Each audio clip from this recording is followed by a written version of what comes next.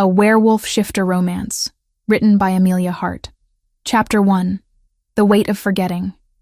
The dream always began the same way, running through a forest bathed in moonlight, her bare feet silent against moss-covered earth. She wasn't alone. Beside her, a massive wolf with fur the color of midnight moved with an elegance that stole her breath, but it was his eyes that held her captive, golden, luminous, and filled with something she couldn't name, something that felt like home. In the dream, she was laughing. The sound echoed through the trees, pure and unburdened. The wolf turned his great head toward her, and she could swear he was smiling. She reached out, fingers brushing through thick fur, and warmth flooded through her chest, a connection so profound it made her ache. Then, as always, she woke. Nessa Flynn gasped, lurching upright in her narrow bed. Her heart hammered against her ribs, the sensation of fur still tingling against her fingertips. For those precious seconds between sleep and waking, the dream felt real, more real than the small, sparse room she'd called home for as long as she could remember. She grabbed the worn notebook from her nightstand, hands trembling as she fumbled for the pen.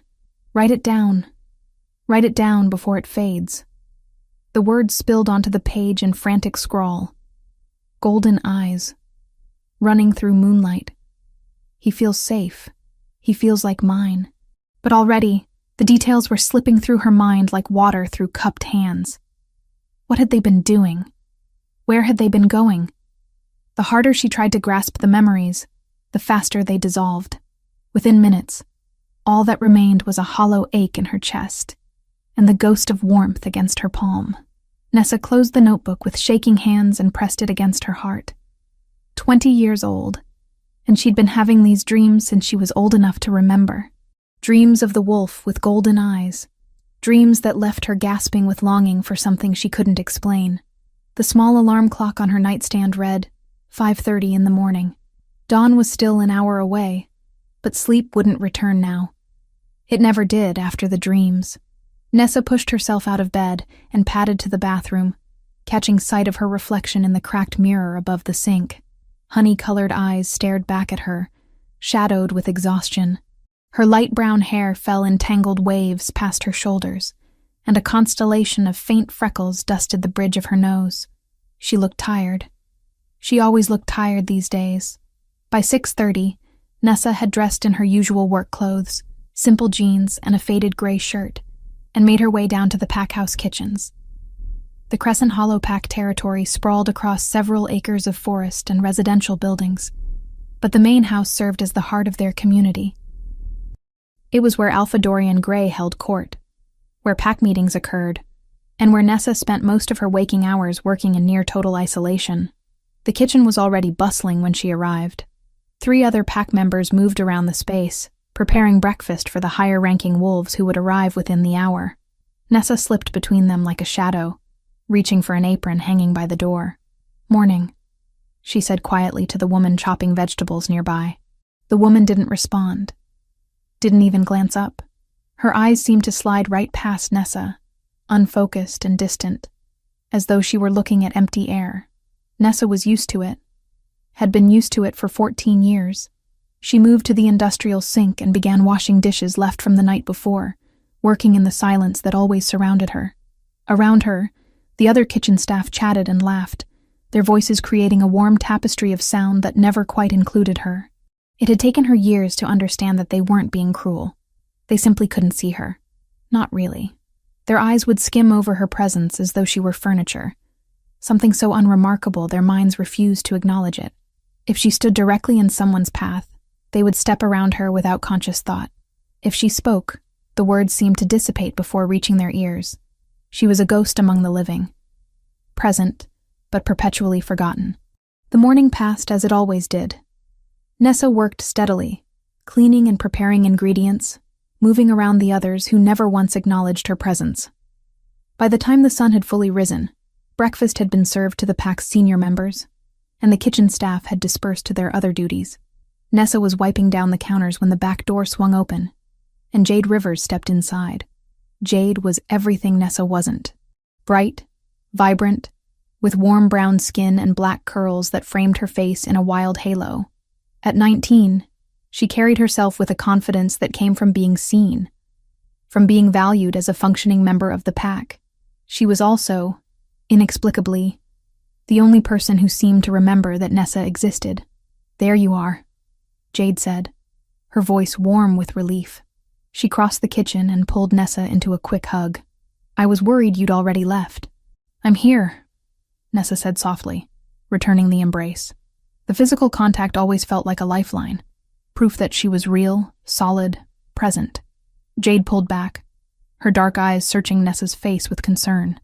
"You look exhausted." "The dreams again?" Nessa nodded, managing a weak smile. "Same as always. I wake up feeling like I've lost something important, but I can't remember what. I wish I could help." Jade squeezed her hand. The touch was warm, grounding. "Did you write it down?" "What I could remember," which wasn't much. Nessa glanced around the empty kitchen, then lowered her voice even though no one else was present. "Sometimes I think I'm going crazy, Jade. The dreams feel so real, but then they just vanish. And everyone else here." She trailed off, the familiar ache settling in her chest. "Hey." Jade's grip tightened. "You're not crazy. I see you. I always have, even when I have to really concentrate to keep you in focus. There's something going on here, something bigger than either of us understands, but you're not imagining things." Nessa wanted to believe her, desperately, but 14 years of being invisible had taught her that hope was a dangerous thing. "Have you heard the news?" Jade asked, clearly trying to shift the conversation to safer ground. "The whole pack is buzzing about it." "About what?" "Alpha King Kalen Storm is coming here. To Crescent Hollow. He'll arrive in 3 days for a territorial inspection." The name sent an inexplicable shiver down Nessa's spine. Alpha King, the supreme authority over all North American packs. The wolf who commanded alphas the way alphas commanded their subordinates. She'd never seen him, of course. Wolves of her lowly status didn't attend formal pack functions. "Why would the Alpha King come here?" Nessa asked. Jade shrugged. "No one knows for sure. Dorian's been in a foul mood ever since he got the message. Apparently everyone in the pack has to present themselves for formal introduction. Every single member." Nessa's stomach twisted. "Including me?" "Technically, yes." Jade's expression turned sympathetic. "But Nessa, you know how these things go. Even if you stand right in front of him, he won't see me." The words came out flat, emotionless, just like everyone else. "I'm sorry." Nessa shook her head. "Don't be. I'm used to it." But as she spoke, her hand drifted unconsciously to the pocket of her jeans, where a small weight pressed against her thigh. She'd found it that morning while taking out the kitchen compost, a flash of silver half buried in the herb garden soil. A medallion, old and tarnished, hanging from a delicate chain. When she'd brushed away the dirt, she'd seen an ornate letter, K, engraved on its surface, along with the tiny figure of a wolf. The moment her fingers had touched the metal, something had happened. A flash of memory, brief but vivid. A small hand, her hand, pressing the medallion into the palm of a young boy with dark hair and tear-filled eyes. Her own voice, impossibly young. "I promise I'll save you." Then the vision had vanished, leaving her kneeling in the dirt with the medallion clutched in her fist, and no understanding of what she'd seen. "Nessa?" Jade's voice pulled her back to the present. "You okay? You zoned out for a second." "I'm fine." She forced a smile. "Just tired." Jade studied her for a moment longer, then nodded reluctantly. "Okay, but if you need anything, you know where to find me.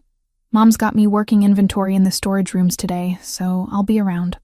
After Jade left, Nessa finished her cleaning and slipped out of the kitchen through the back entrance.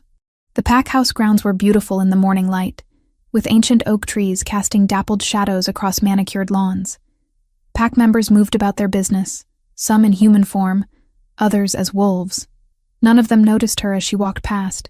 She found a quiet spot beneath one of the older trees and pulled out the medallion, studying it in the sunlight. The engraving was exquisite. The tiny wolf rendered in such detail she could almost see individual strands of fur. Something about it called to her. A pull she couldn't explain. That night, when sleep finally claimed her, the dream returned with a ferocity that left her breathless. She was running again, the golden-eyed wolf at her side.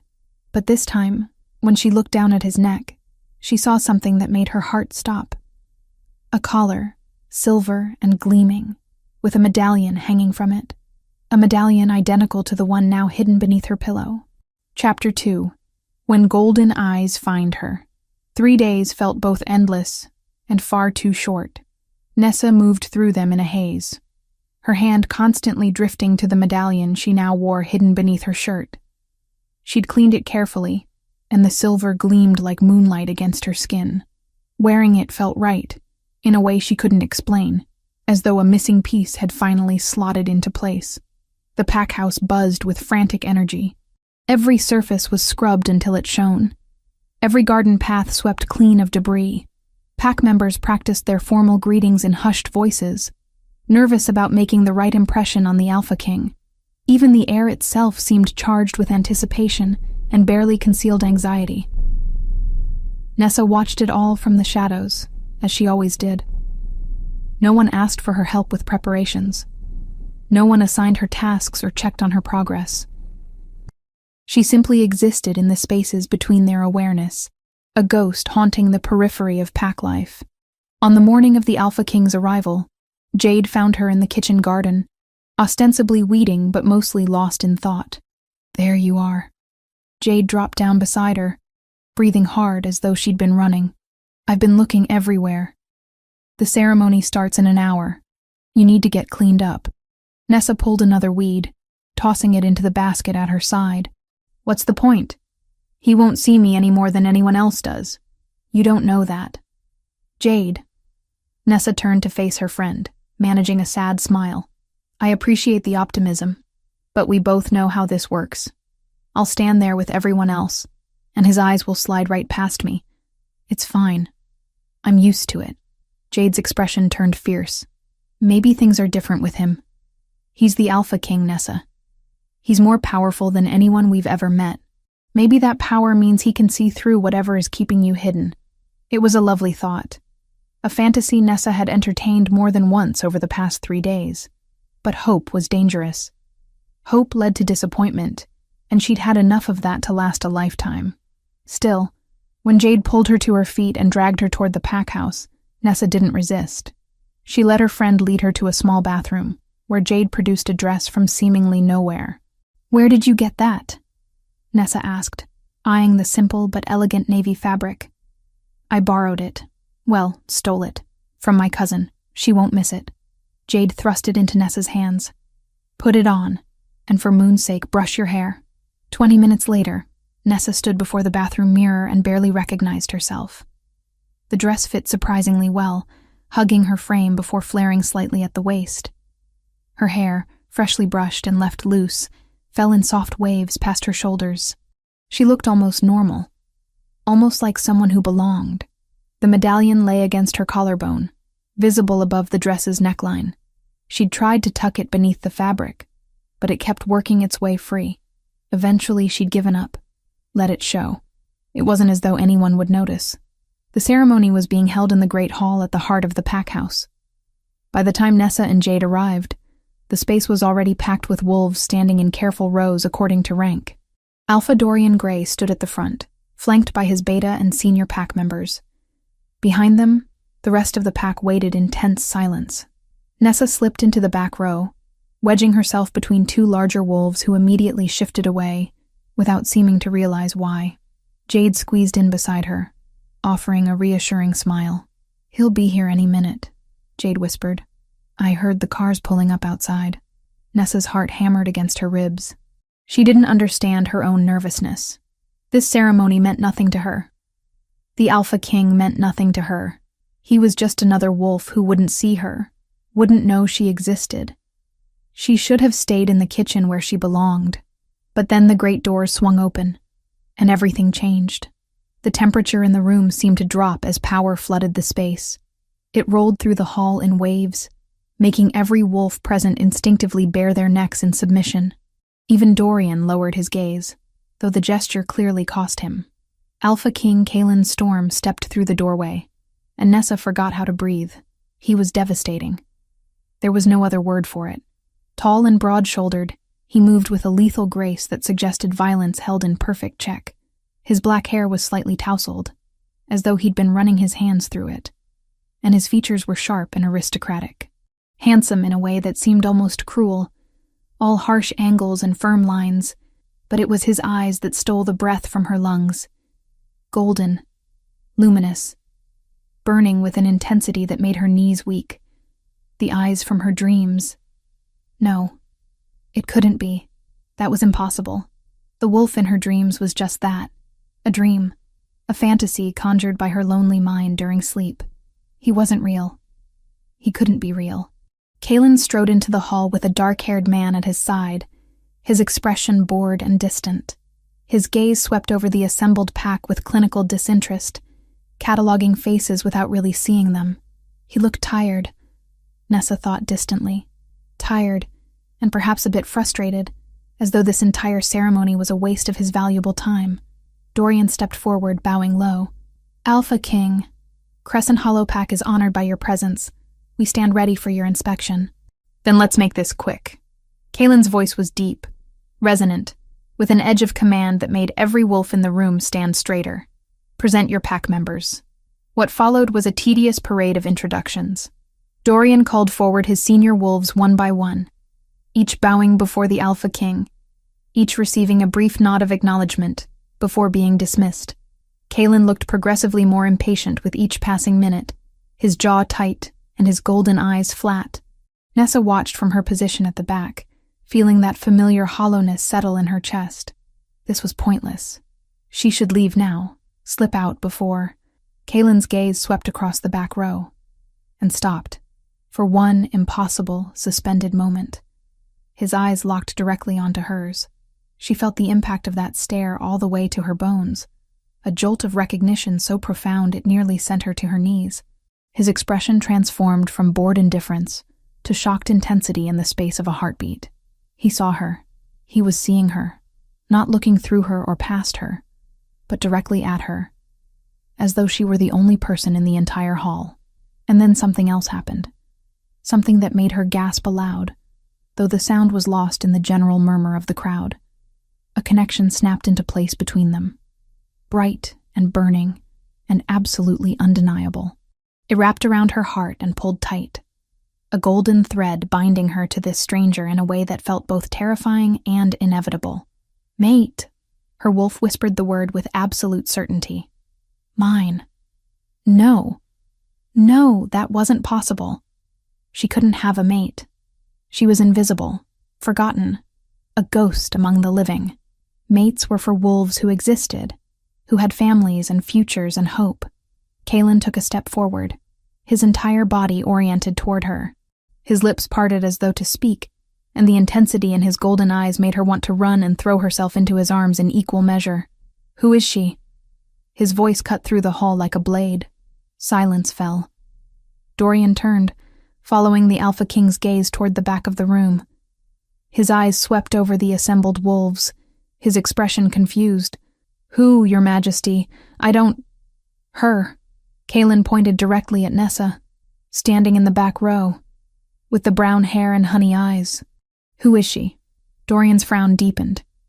He stared right at Nessa, and his gaze slid away as it always did, unable to focus. "I'm sorry, Alpha King, but I don't see anyone matching that description. Perhaps you're mistaken." "I'm not mistaken." Kaelin's voice hardened. He started walking toward her, and the crowd parted before him. She's standing right there. Navy dress, silver medallion around her neck. How do you not see her? The medallion. Nessa's hand flew to her throat, fingers closing around the warm metal. Kaelin had noticed it. He'd noticed her wearing it. Their eyes met again across the shrinking distance, and the pull between them intensified until she could barely think through the roar of it. His scent reached her.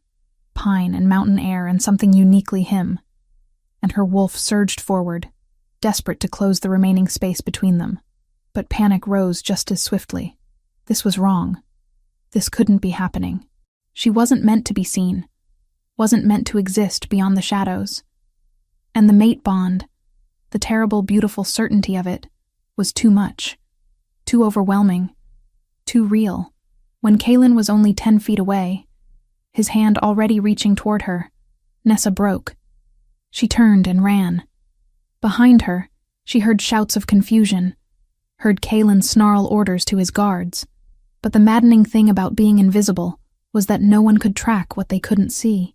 The guards looked for her, their eyes sweeping past her again and again as she ducked through the crowd and fled toward the side exit.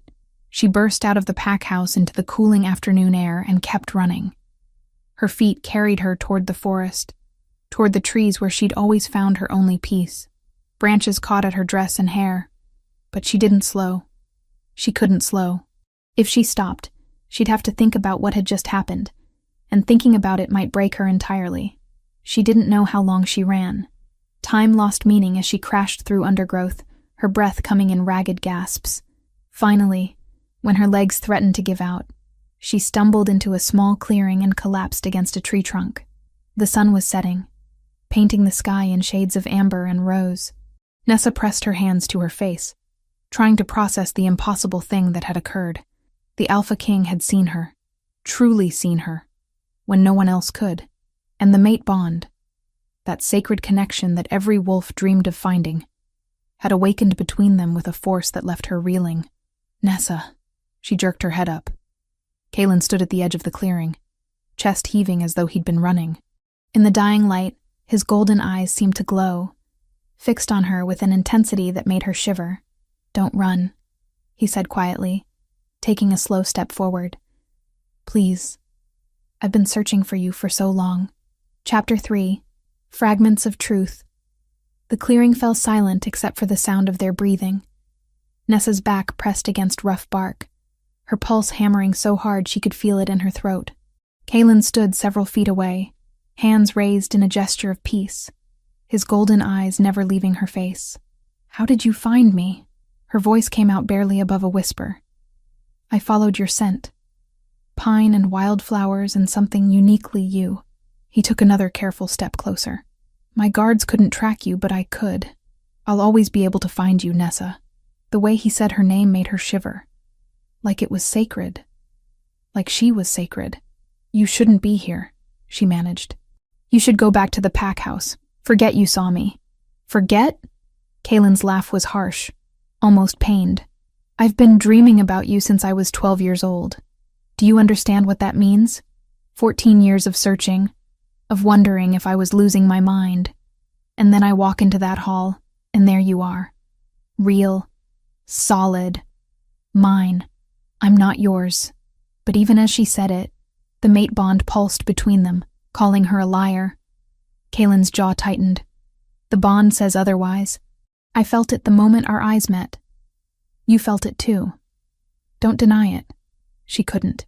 The connection was undeniable. A golden thread wrapped around her heart and pulling tight. But accepting it meant accepting that her entire lonely existence had been leading to this moment. And that was too much. Too overwhelming. "I need time," she said finally. "This is all happening too fast." He studied her for a long moment, then nodded slowly. "I'm declaring a temporary residency in Crescent Hollow to investigate the anomaly preventing pack members from seeing you." His voice turned formal, official. "You'll stay in the guest quarters of the main house, under my protection. I don't need protection. Maybe not. But I need to know you're safe." Something vulnerable flickered across his face. "I've spent half my life searching for you. I can't lose you now." The raw honesty in his words cracked something inside her chest. She looked away, unable to bear the intensity of his gaze. "Dorian won't like you staying. Dorian can choke on his displeasure for all I care. I'm the Alpha King. He'll accommodate my wishes or face the consequences." There was steel beneath those words. A reminder that despite the gentleness he showed her, this man commanded every pack in North America. He could destroy Dorian with a single order. "Come," Kaylin said, extending his hand. "It's getting dark. Let me take you back." She stared at his outstretched palm, remembering the feel of fur beneath her fingers in her dreams. Slowly, heart pounding, she placed her hand in his. The contact sent electricity racing up her arm. Kaylin's fingers closed around hers, warm and solid. and she felt the bond flare brighter in response. He smiled, soft and wondering, as though she'd given him something precious. They walked back through the forest in silence. When they emerged near the pack house, Vaughn was waiting, his expression carefully neutral. "Your Majesty," the beta said with a slight bow. "Your quarters have been prepared. The Alpha has provided the east wing for your use." "Excellent. Nessa will have the room adjacent to mine." Vaughn's eyes slid past her, unable to focus. "I'm sorry, who?" Kaylin's grip on her hand tightened. "The woman standing right beside me, Vaughn. Try harder." The beta frowned, squinting as though looking through fog. For a moment, his gaze seemed to catch on her, and he blinked in confusion. "I think I see movement? Your Majesty, forgive me. But there's clearly something magical at work here. Obviously." Kaylin's tone was clipped. "Which is why we're going to get to the bottom of it. Have the records office opened. I want to see every birth certificate, every pack registry from the last 25 years. Of course, Your Majesty." The guest quarters were far nicer than anywhere Nessa had ever slept. The room Kaylin led her to held a large bed with soft linens, a writing desk by the window, and a private bathroom. It felt like a dream. Or a trap. "Rest," Kaylin said from the doorway. "I'll have food brought up. Tomorrow we start looking for answers." But sleep didn't come easily. Nessa lay awake, staring at the ceiling, her mind racing. Everything had changed in the span of hours. She'd been seen, acknowledged, claimed by the most powerful wolf in North America. A soft knock pulled her from her thoughts. She opened the door to find Jade standing in the hallway, eyes wide with shock. "Oh my God." Jade pushed past her into the room and grabbed her shoulders. "Nessa, what the hell happened? The entire pack is talking about how the Alpha King went crazy during the ceremony, claiming to see someone invisible. And then you disappeared. And he disappeared. And now he's declared he's staying indefinitely and you're under his protection? It's complicated. Uncomplicate it. Now." Nessa sank onto the bed, and the whole story spilled out. The dreams, the medallion, the moment their eyes met and the bond snapped into place. Jade listened without interrupting, her expression cycling through shock, wonder, and fierce protectiveness. "He's your mate," Jade said finally. "The Alpha King is your mate, and he can see you when no one else can. That's... Nessa, that's huge. That's fate, or a curse." Nessa pulled her knees to her chest.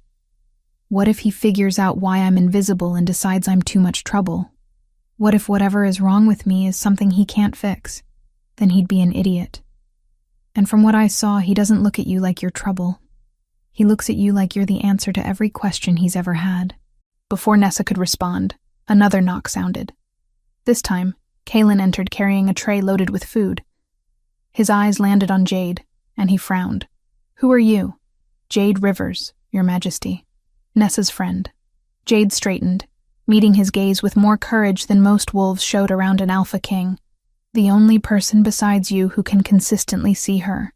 Interest sparked in Kaylin's golden eyes. "Interesting. That's not normal, is it?"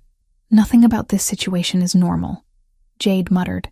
Kaylin set the tray on the desk, then turned to study Jade with the same intensity he'd focused on Nessa earlier.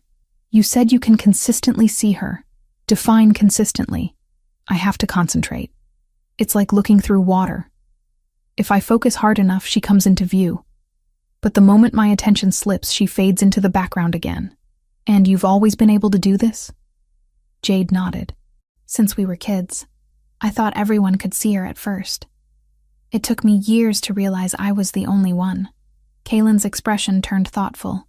"That suggests you have some resistance to whatever magic is affecting her.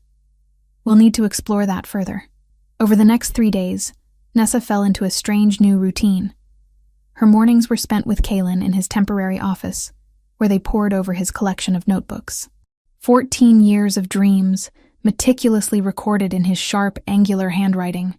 The first time he read one of her dream entries aloud, something incredible happened. His voice wrapped around the words, and suddenly she remembered. Not just the vague emotions, but actual details. The way moonlight had filtered through tree branches. The sound of his laugh. The feeling of absolute safety when he ran beside her.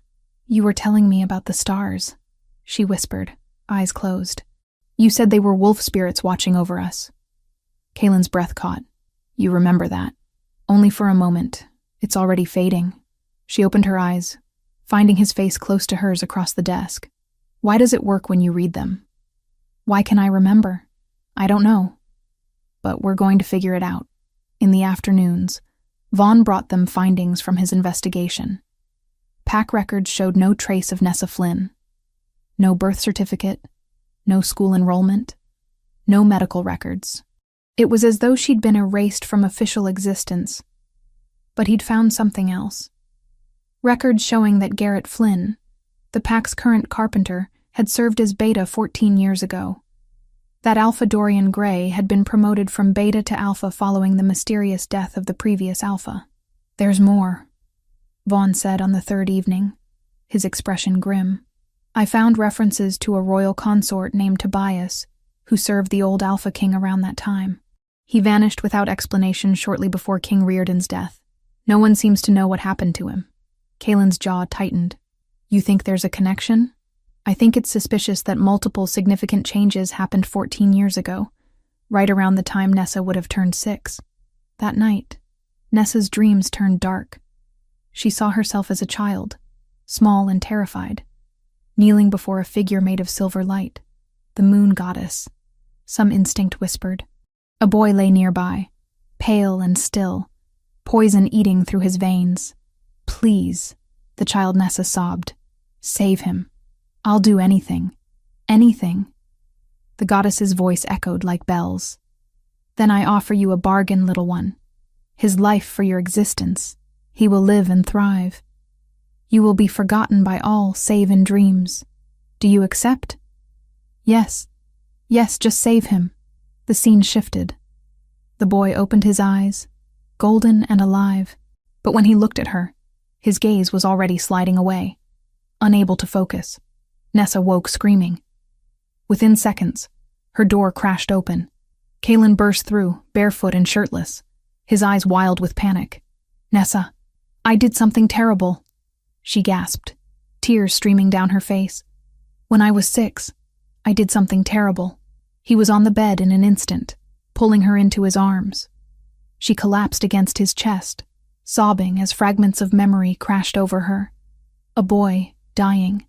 A goddess offering hope. A choice that had stolen her entire existence. Tell me, Kaylin murmured against her hair. Whatever it is, we'll face it together. And surrounded by his warmth, his strength, his absolute certainty, Nessa finally began to believe that maybe, just maybe, she didn't have to face anything alone ever again. Chapter 4. The Pact Revealed. The ancient witch lived on the very edge of Crescent Hollow territory. In a cottage so weathered and overgrown it seemed to emerge from the forest itself. Kaylin insisted on driving, with Nessa in the passenger seat and Jade squeezed into the back. The journey took them down increasingly narrow roads until they were forced to abandon the vehicle and continue on foot. Are you sure about this? Jade asked, eyeing the twisted trees that seemed to lean inward over the path.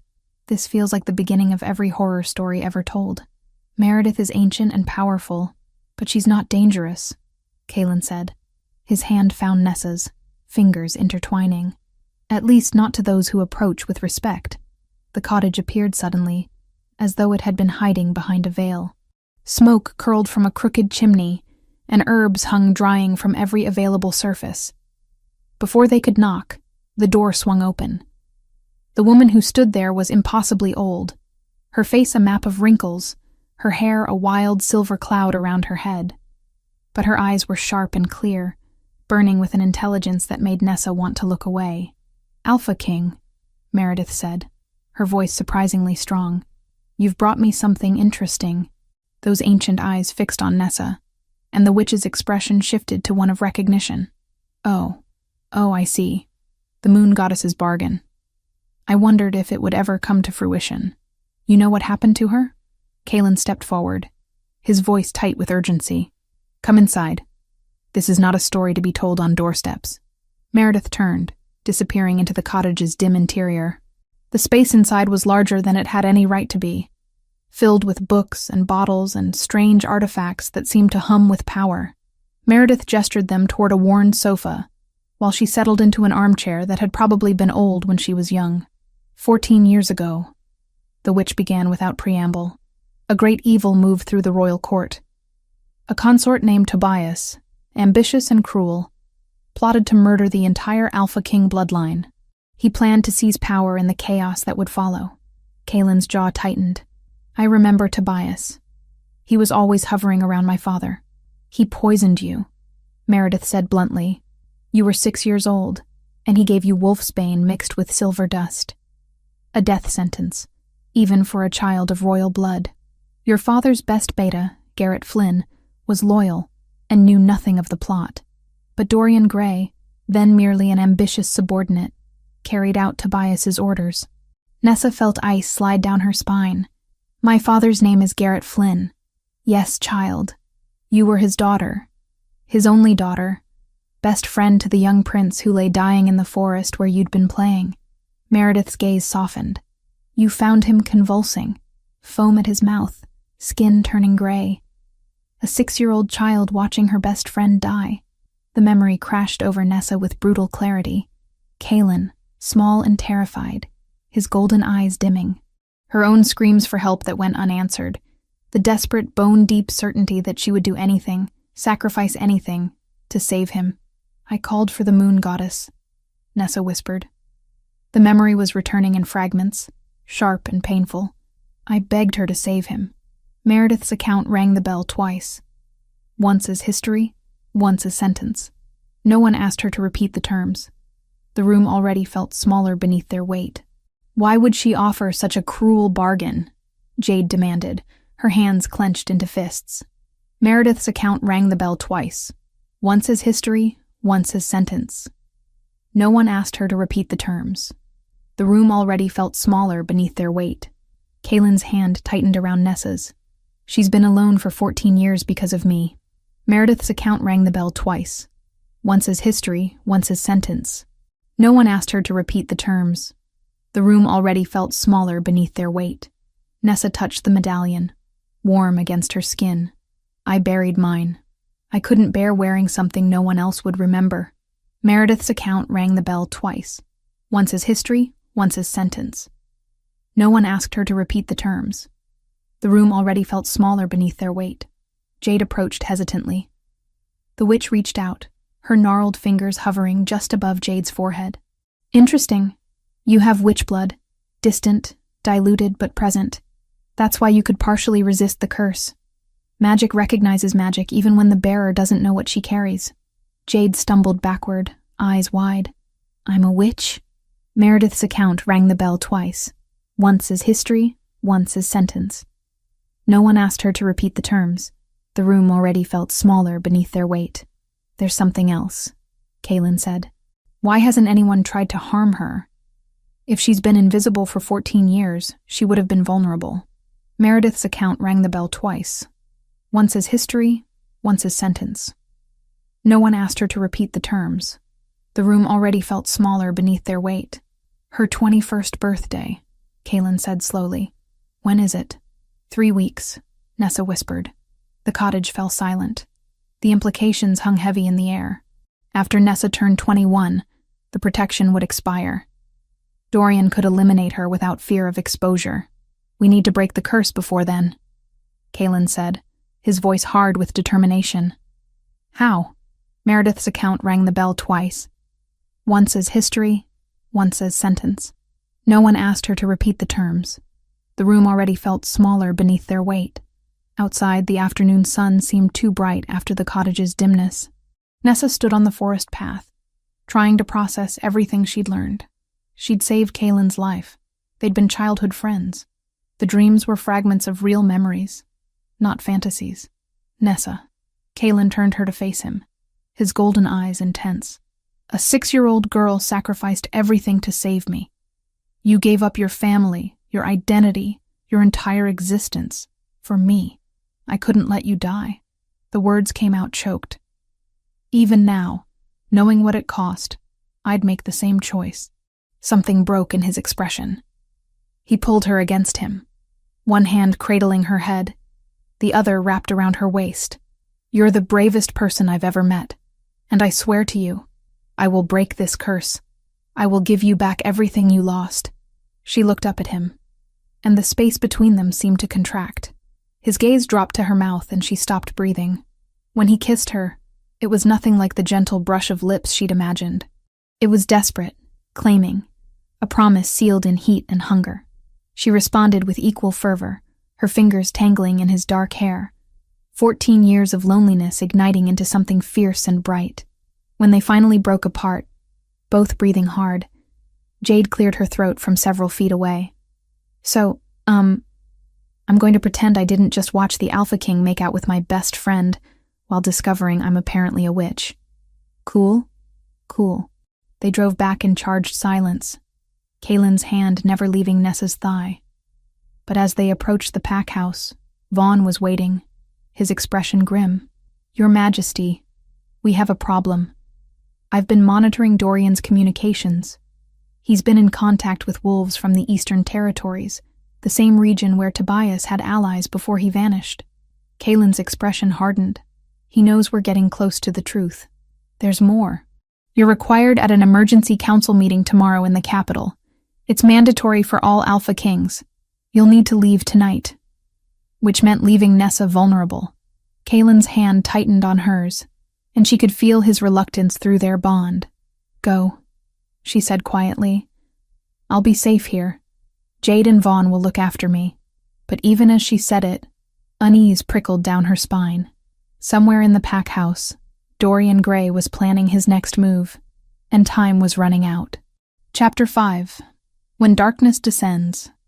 Kaylin left at dawn, his departure feeling like a physical wound. Nessa stood at the window of her guest room, watching his black SUV disappear down the long driveway, and tried to ignore the anxious flutter in her chest. 3 days. He'd be gone for 3 days while she remained here, vulnerable and increasingly visible to the one person who most wanted her dead. "Stop brooding," Jade said from the doorway. "Vaughn has guards posted at every entrance. Dorian won't try anything with the Alpha King's beta watching his every move." "You don't know that." Nessa turned away from the window. "We discovered his secret. He knows time is running out. Desperate men do desperate things." Meredith's account rang the bell twice. Once as history, once as sentence. No one asked her to repeat the terms. The room already felt smaller beneath their weight. The pack house library was a dusty, forgotten space that clearly hadn't been used in years. Perfect for 2 women who wanted privacy. They settled into worn armchairs with stacks of ancient texts, searching for anything that might help. Hours passed. The afternoon sun slanted through grimy windows, painting everything in shades of gold. Nessa was deep in a particularly dense volume on moon goddess mythology when Jade suddenly gasped. "Nessa, look at this." Jade thrust a book toward her, finger pointing to a passage. "It's about magical anchors. It says witch blood can create protective bonds with cursed individuals, allowing the witch to partially share the curse's burden. That's why I could always see you. I wasn't just resistant to the curse, I was unconsciously helping you carry it." Before Nessa could respond, the library door opened. Both women looked up, expecting Vaughn. Instead, 3 men stepped inside.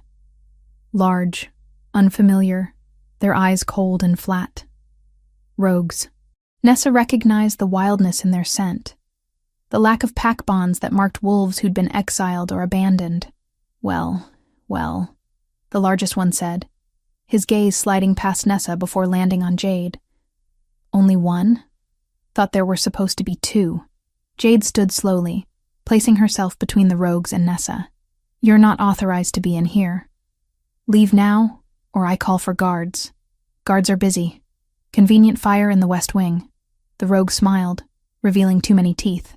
"Now, the girl. Alpha Dorian says there's a girl in here who shouldn't be. Hand her over." "I don't know what you're talking about."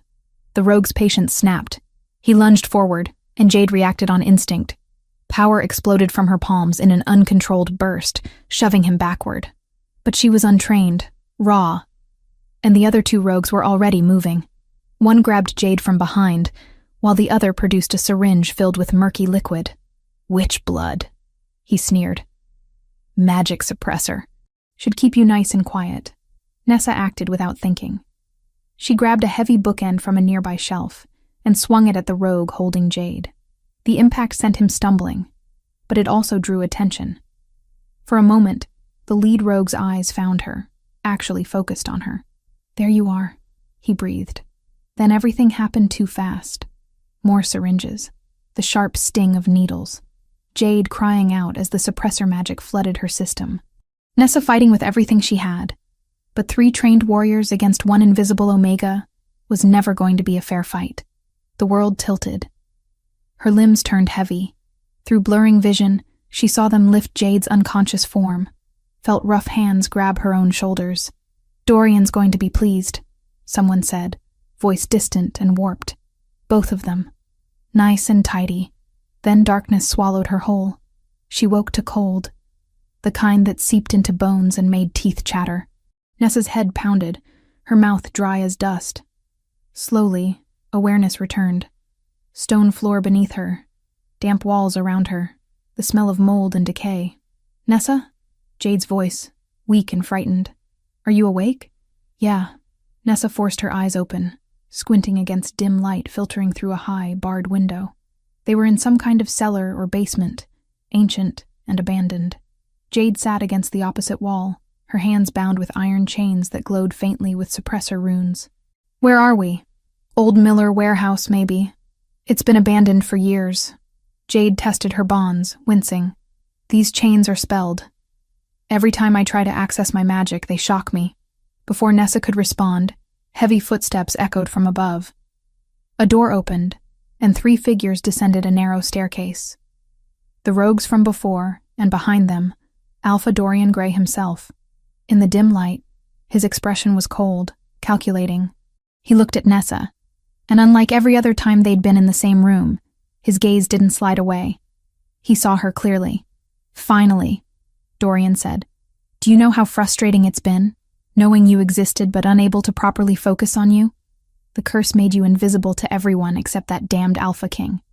But here, in this warded space, with the right magical assistance, I can see you perfectly.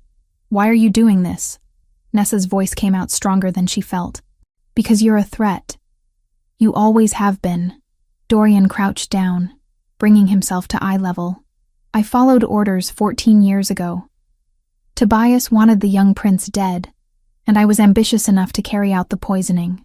But then you interfered, made your little bargain with the moon goddess. Saved him. You tried to kill a 6-year-old child. I tried to seize an opportunity. Dorian's expression didn't change. Tobias died shortly after, killed in battle with rival packs. I thought I was safe. I became alpha of this territory, built a comfortable life. And then you showed up, invisible and forgotten, a constant reminder of my crime. The protection clause had kept her untouchable until 21, a ticking mercy almost out of time. Smart girl. But you turned 21 in 3 weeks. 3 weeks and then I can make your death look like an accident. No one will remember you existed. No one will investigate. He stood, brushing dust from his pants. Unfortunately, the Alpha King complicated things by finding you. So, we're accelerating the timeline. Jade thrashed against her chains. Kalen will tear you apart when he finds out. The Alpha King is in the capital, attending mandatory council meetings. By the time he returns, both of you will be dead.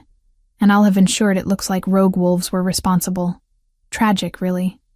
2 young women caught in the wrong place at the wrong time. Terror clawed at Nessa's throat. But beneath it, something else stirred. Anger. Fury at this man who'd tried to murder an innocent child, who'd let her suffer in invisibility for 14 years to protect his own secrets. And with that fury came something new. Heat, building in her chest. Power, rising like a tide. Memories crashed over her, sudden and vivid. The moon goddess's voice. You will forget, child, but the gift remains. When you need it most, you will remember what you are. Guardian, protector, bearer of my gift. Nessa's eyes snapped open, and for the first time in 14 years, she remembered everything. Every moment of her childhood with Kalen. Every word of the goddess's bargain. And most importantly, the power she'd been given. The ability to manipulate perception, to bend memory, to make others see what she willed them to see. Dorian was still talking, outlining his plans to the rogues. He didn't notice when Nessa's bonds began to glow with soft silver light. Didn't see the way her eyes turned luminous, reflecting power that had been dormant for too long. But Jade saw, and Jade understood. At that moment, far away in the capital, Kalen Storm stood in a council chamber and felt his mate bond flare with sudden desperate alarm. Nessa, his Nessa, was in danger. He didn't hesitate. He tore down the old royal route, relay SUVs leapfrogging the stretches no wolf could cross, and never once let the bond's iron pull slip from his lungs. Didn't make excuses.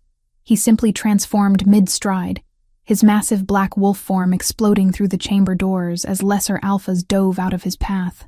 His beta's voice called after him, but Kalen was already running, following the golden thread of his bond back toward Crescent Hollow. Hold on, he thought, pouring every ounce of love and determination down their connection. I'm coming. Chapter 6. The Goddess's Choice. The warehouse exploded in chaos.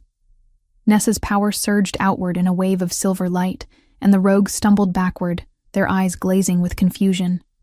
She focused her will on them, bending their perceptions, making them forget why they'd come, who had hired them, what they were supposed to do. What are we doing here?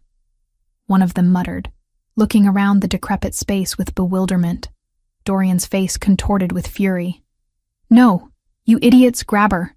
But it was too late. The rogues, their memories scrambled by Nessa's newly awakened power, simply turned and walked up the stairs, leaving the warehouse entirely. Dorian lunged for Nessa, desperation making him reckless. But Jade acted. Despite the suppressor chains, she managed to channel enough raw magic to create a barrier of shimmering energy between them. Stay away from her, Jade snarled, blood trickling from her nose from the effort. Before Dorian could respond, the warehouse door above them crashed open. Massive paws thundered down the stairs, and then Kalen was there in his wolf form, black as midnight, eyes blazing gold with protective fury. Behind him came Vaughn and a dozen royal guards. Kalen didn't hesitate. He launched himself at Dorian, teeth bared, and the alpha barely managed to shift before those jaws closed around his throat. They collided in a tangle of fur and fangs, rolling across the stone floor. Dorian fought with the desperation of a cornered animal, but Kalen was the Alpha King for a reason. Stronger, faster, more skilled. Within moments, he had Dorian pinned, teeth at his throat in a killing position. Kalen, wait! Nessa's voice cut through the bloodlust. Don't kill him. He needs to face justice. The massive black wolf turned his head toward her, golden eyes meeting honey-colored ones.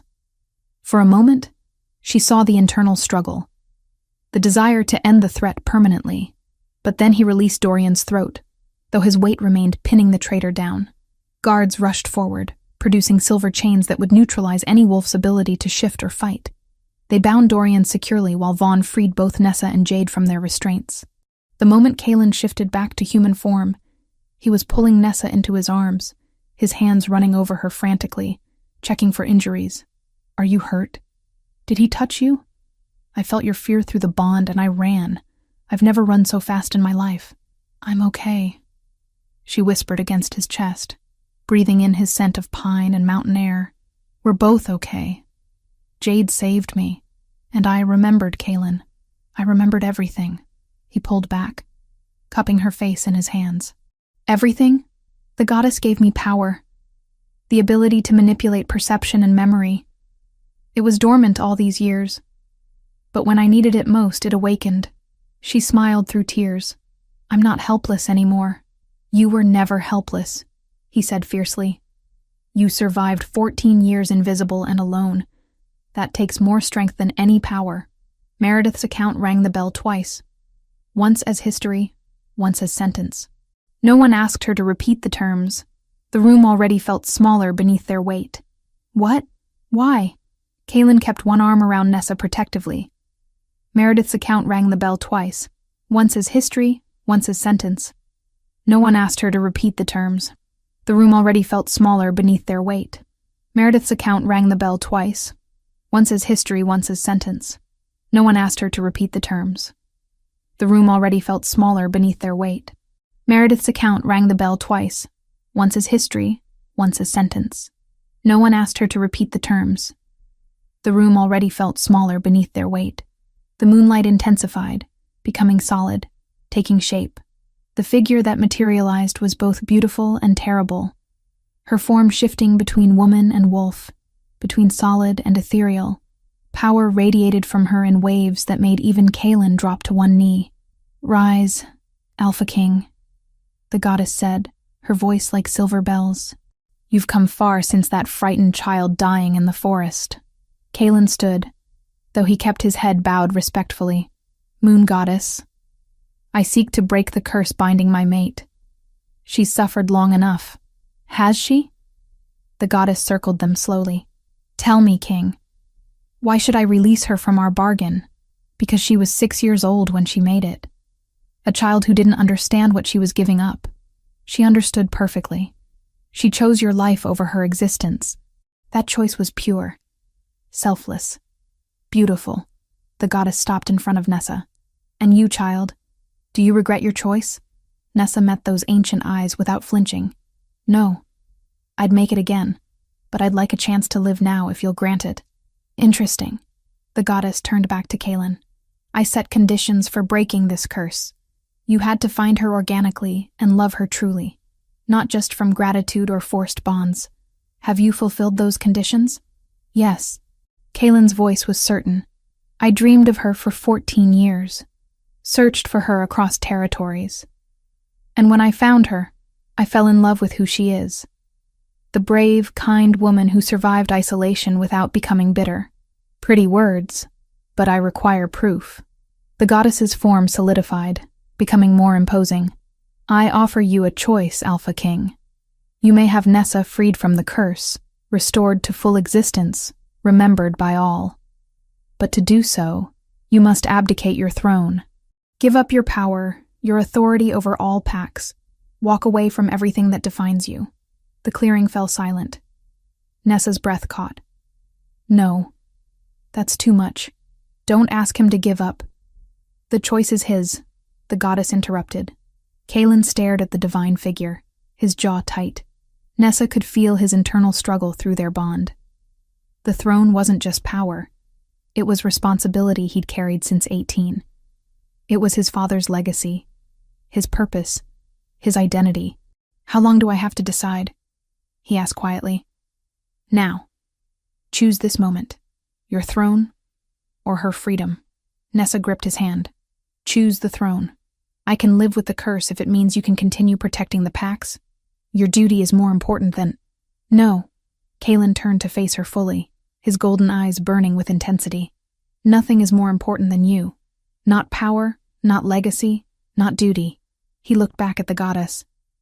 "I choose Nessa. Take the throne. I'll gladly be nothing but a common wolf if it means she's free."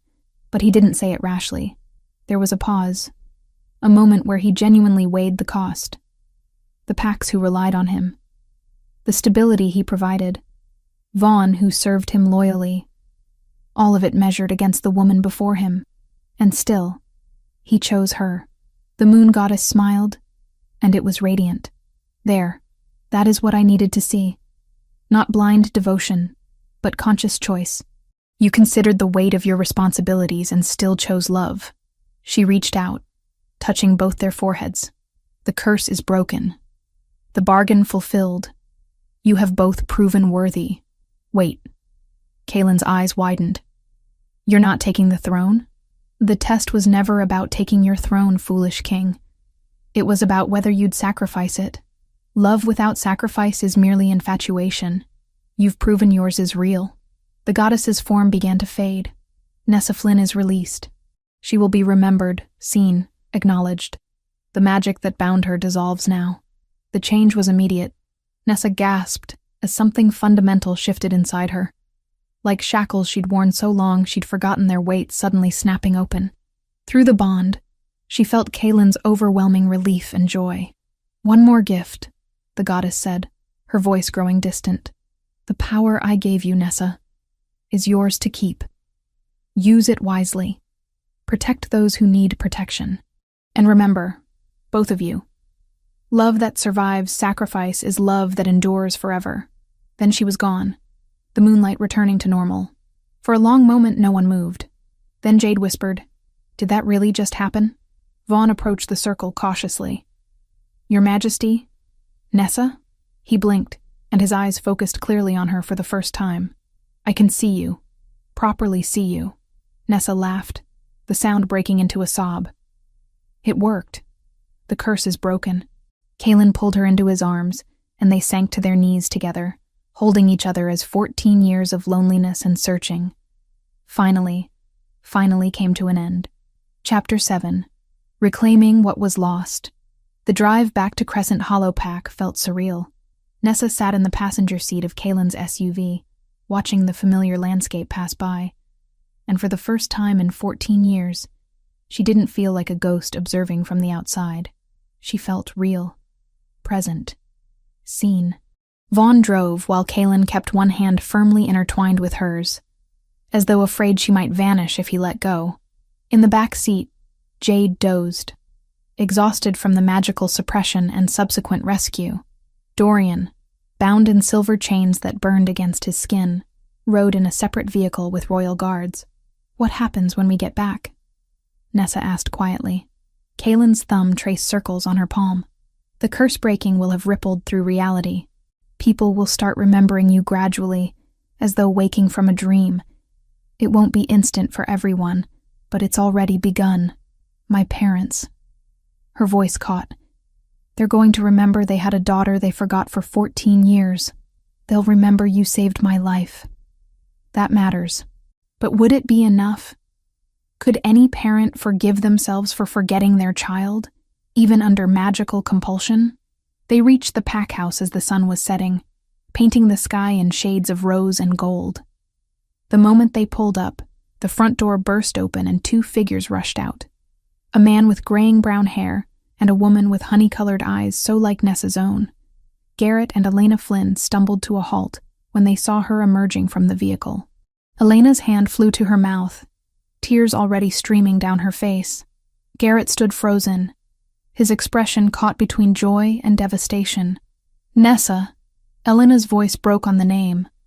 "Oh gods, Nessa. My baby, my daughter, I forgot. How could I forget my own daughter?" Nessa's own tears spilled over as her mother collapsed to her knees on the gravel driveway. She ran forward, dropping beside her, and Elena pulled her into a desperate embrace. "I'm sorry." Elena sobbed into her hair. "I'm so sorry. 14 years. We lost 14 years with you. It wasn't your fault." Nessa held her mother tighter. "The curse made everyone forget. You couldn't fight it." Garrett joined them, his large hands trembling as he touched Nessa's face, as though confirming she was real. "You were 6 years old. We put you to bed one night, and the next morning, we woke up and couldn't remember. Couldn't remember we had a daughter." His voice cracked. "I was beta when the prince was poisoned. I should have protected you both better. You didn't know about Dorian's betrayal," Kaelin said, stepping forward. His presence commanded immediate respect, and Garrett straightened instinctively. The guilt belongs to him alone. The pack house doors opened again, and more people began emerging. Pack members drawn by the commotion, their expressions confused and distressed, as fragmented memories returned. A teenage boy who'd been in Nessa's childhood classes. An elderly woman who'd taught her to bake bread. A beta who remembered training her father alongside a small girl with bright eyes.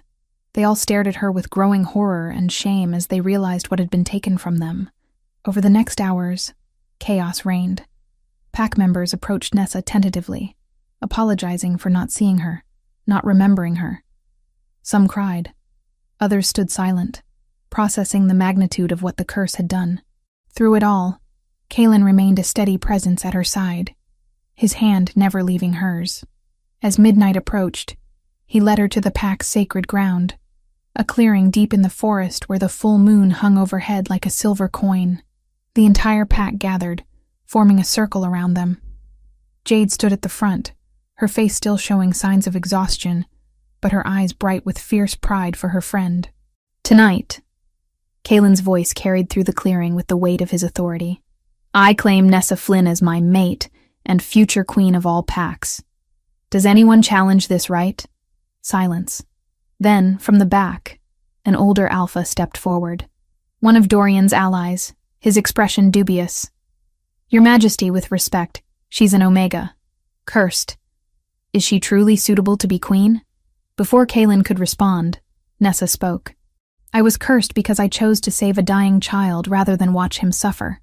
I've survived 14 years invisible, forgotten, but never broken. I have power given by the moon goddess herself to protect those who need protecting. She met the alpha's eyes steadily. If that makes me unsuitable in your eyes, then perhaps you should question what qualities you value in your leaders. The alpha's jaw worked, but he had no response. Around the clearing, murmurs of approval rippled through the crowd. Kalen's hand found the small of her back, proud and possessive. Nessa will be trained in her gifts. She'll serve as guardian of shadows, protecting vulnerable pack members from magical threats. Any alpha who cannot accept this can take it up with me personally. No one else spoke up. The bonding ceremony was ancient and sacred. Meredith performed the ritual, her voice carrying centuries of wisdom as she blessed their union. Kalen and Nessa stood face to face under the moon's light, their hands clasped, their eyes locked. Do you, Kalen Storm, Alpha King of all territories, take this woman as your mate, your Luna, your equal? I do. His golden eyes blazed with intensity. In this life, and every life that follows. Do you, Nessa Flynn, daughter of Garrett and Elena, take this man as your mate, your alpha, your equal? I do. Her voice was strong, certain. Forever. Kalen reached into his pocket and withdrew the silver medallion, cleaned and polished until it gleamed. This was yours first. You gave it to me when we were children. A promise of friendship. Now I return it to you as a promise of forever. He fastened it around her neck, his fingers gentle against her skin. The medallion settled against her collarbone, warm and right. Then came the claiming bite. Kalen's eyes flashed gold as he leaned down, his lips brushing the junction of her neck and shoulder. When his teeth sank in, marking her as his, pain and pleasure exploded through her in equal measure. The mate bond, already present, blazed to full strength, connecting them so completely she could feel his heartbeat, as though it were her own. He pulled back, and she saw her blood on his lips before he kissed her, deep and claiming. When they broke apart, the pack erupted in howls of celebration. The next day, Dorian Gray's trial was held in the Great Hall. Every alpha from surrounding territories attended, along with the pack's senior members. Dorian stood in chains, his expression bitter but resigned. Meredith's account rang the bell twice, once as history, once as sentence. No one asked her to repeat the terms. The room already felt smaller beneath their weight.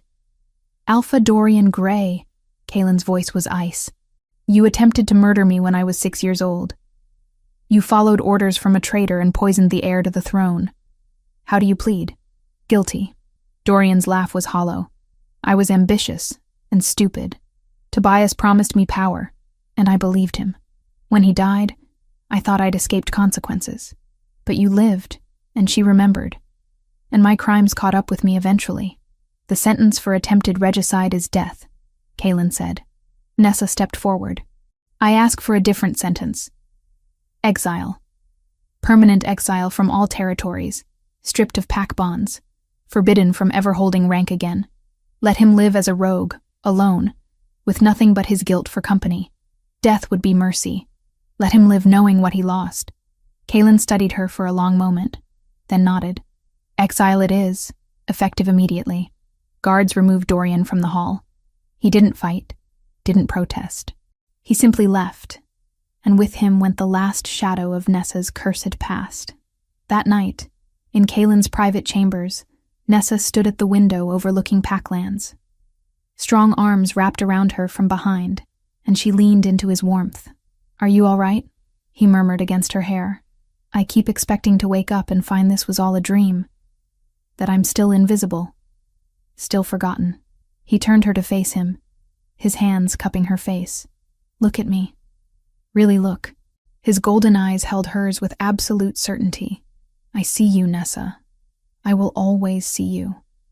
Every morning for the rest of our lives, I'm going to wake up and make sure you know you exist. You matter. You're mine." She kissed him then, pouring 14 years of loneliness and longing into it. When they moved to the bed, it was with the certainty of forever, the promise of always, and the knowledge that no curse, no darkness, could ever separate them again. Chapter 8. Where Dreams Become Reality. 6 months had passed since the curse broke, and Nessa still woke each morning, surprised to find herself real, remembered, and wrapped in Kaylin's arms. Today was no different. Golden sunlight streamed through the windows of their shared chambers in the royal palace, painting everything in warm, amber tones. Kaylin stirred beside her, his eyes opening to reveal molten gold. The first thing he did every morning without fail was reach for her hand and press it to his chest, over his heart. "You're here," he murmured. The ritual they'd established in those early days when her disbelief had been strongest. "You're real. You're mine." "I'm here," she confirmed, smiling. Every morning, forever, they rose together, Nessa dressing in the elegant but practical clothing befitting a future queen. She'd refused the elaborate gowns some advisors suggested, preferring garments that allowed her to move freely. Today's schedule was packed with meetings, training sessions, and the official opening of a new initiative she'd spent months developing. The Sanctuary Program, as it was officially called, provided safe housing and resources for marginalized Omegas across all territories. Nessa had worked with Jade to create magical protections around each sanctuary location, ensuring no vulnerable wolf would ever be invisible or forgotten again. "Nervous?" Kaylin asked as they walked hand in hand toward the council chamber. "Terrified," she admitted. "What if the other alphas don't support it? What if they think I'm overstepping?" He stopped, turning her to face him. "Then they'll answer to me. You're not overstepping. You're leading. There's a difference." The council chamber was already full when they arrived. Alphas from every territory sat around the massive circular table, their expressions ranging from supportive to skeptical. But they all stood when Nessa entered, a sign of respect that still made her heart skip. Jade stood near the back of the room, her witch's robes marking her new position as royal court witch. She'd trained extensively with Meredith over the past months, learning to control and harness her natural gifts. When she caught Nessa's eye, she offered an encouraging smile. "Lords and ladies," Kaylin began, his voice carrying the weight of authority. "Today marks the official ratification of the Omega Protection Act, proposed by my mate and your future queen, Nessa Storm." The formal use of her new surname still sent a thrill through her. Storm. She was a storm now, bound to Kaylin in every way that mattered. Nessa stood, her hands steady despite her nerves. "For 14 years, I experienced what it means to be invisible, forgotten, powerless. While my circumstances were magical, many Omegas face similar isolation through societal neglect. This act ensures that every Omega, regardless of pack status or family connections, has access to resources, education, and protection." An older alpha from the Western Territories raised his hand. "With respect, Lady Nessa, some might see this as undermining pack authority. Alphas should be responsible for their own Omegas, and yet many aren't," Nessa replied evenly. "I'm not undermining anyone. I'm creating a safety net for those who fall through the cracks. Surely we can agree that protecting our most vulnerable members strengthens all packs, not just individual territories." Murmurs of agreement rippled through the room. Another alpha, one who'd been vocally supportive from the beginning, spoke up. "I've reviewed the proposal extensively. It's well designed and funded through royal coffers, placing no burden on individual packs.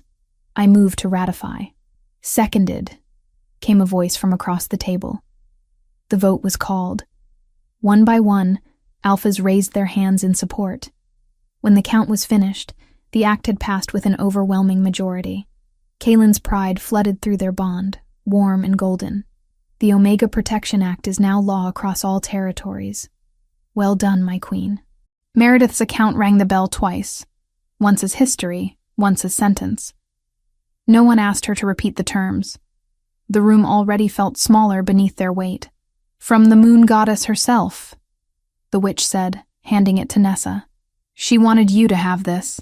Nessa's hands trembled slightly as she broke the seal. The letter was written in script that seemed to shift and change as she read, as though the words were alive. "Nessa Flynn, now Storm," it began. "You were chosen long before you ever knew to choose. The boy dying in the forest was not random chance. I guided you to him, tested you both through circumstances designed to reveal your true natures. A child willing to sacrifice everything for another, a king willing to surrender his throne for love. You have both proven worthy of the gifts I bestowed. Your power is not curse, but blessing. Use it wisely, protect those who need protecting, and remember that sometimes the greatest strength lies not in ruling, but in choosing to serve others before yourself. Walk in moonlight and shadow both, guardian and queen." Tears blurred Nessa's vision. It was all planned, from the very beginning. Meredith's account rang the bell twice, once as history, once as sentence. No one asked her to repeat the terms. The room already felt smaller beneath their weight. That evening, as the sun began its descent toward the horizon, Kaylin and Nessa drove out to the forest clearing where she'd found the medallion all those months ago. They'd visited this spot several times, but today felt different, more final somehow. A true closing of one chapter and beginning of another. They stood together where Nessa had knelt in the dirt, unearthing a promise from 14 years past. Kaylin held a small wooden box containing both medallions now, the matching set she'd commissioned a silversmith to create, one he wore always around his neck, one she wore against her heart. "We should bury the notebooks," Nessa said suddenly. "All those years of dreams and fragmentary memories. We don't need them anymore." Kaylin studied her face. "Are you sure?" "I'm sure. We're living the reality now. The dreams served their purpose." They dug a small hole together and placed the box inside, along with the worn notebooks they'd both kept for so many years. Beside the burial spot, they planted a young oak sapling, its roots taking hold in the same soil that had hidden the medallion. "For the girl who stopped existing," Kaylin said softly, his hand finding hers. "And the boy who never stopped searching," Nessa finished. The next morning brought the formal investiture ceremony. Nessa stood before the assembled court, wearing a gown of silver and midnight blue that reminded everyone of the moon goddess's blessing. Kaylin placed a crown of twisted silver and moonstones on her head, the weight, both literal and symbolic. "I present to you Queen Nessa Storm, guardian of shadows, protector of the forgotten, and Luna of all territories." The court erupted in howls of approval. The ancient way wolves showed respect and acceptance. Jade's voice rose among them, fierce and proud. Later, in the throne room for their first official joint council, Nessa sat beside Kaylin in a throne of equal size, equal height, equal importance. The symbolism wasn't lost on anyone present. This was a partnership, not a hierarchy. Their first decree as joint rulers was simple but powerful. No Omega will be forgotten. No wolf will be invisible. Every member of every pack has value, and that value will be recognized and protected by law. That night, alone in their chambers, exhaustion and triumph mingled in equal measure. Nessa stood at the window, looking out over the palace grounds, still marveling at how far she'd come from that ghost in the packhouse kitchen. Kaylin's arms wrapped around her from behind, his chin resting on her shoulder. "What are you thinking about?" "About dreams," she said softly. "I used to dream of a wolf with golden eyes who made me feel safe, and now I wake up every day with him beside me. It's better than any dream ever was. We still dream of each other," he reminded her, "but now we dream of the future instead of the past. I dreamed last night that we had a daughter with your eyes and my stubbornness." She laughed, turning in his arms. "That poor child. She'll be perfect, just like her mother." He kissed her forehead, her cheeks, her lips. "I spent 14 years searching for you, Nessa. And I'd search for 14 more, 1,400 more, if that's what it took. You're worth every moment. You won't have to search anymore. she whispered against his mouth. I'm right here. Always. They moved to the bed, their connection deeper than physical, the mate bond singing between them with certainty and joy. When they finally lay entwined, sated and peaceful, Nessa felt complete in a way she'd never imagined possible. Do you think you'll dream tonight? She asked drowsily. Probably. Kaylin's hand traced lazy patterns on her back. I dream of you every night, my love, but the best part isn't the dreaming. It's waking up and finding you still here. Still mine. Still real. Every morning, she promised, her eyes drifting closed. Forever, as sleep claimed them both. The moon rose outside their window, full and bright, blessing them with silver light. And in that light, two souls who'd been separated by curse and reunited by choice, dreamed together of all the tomorrows waiting to be lived.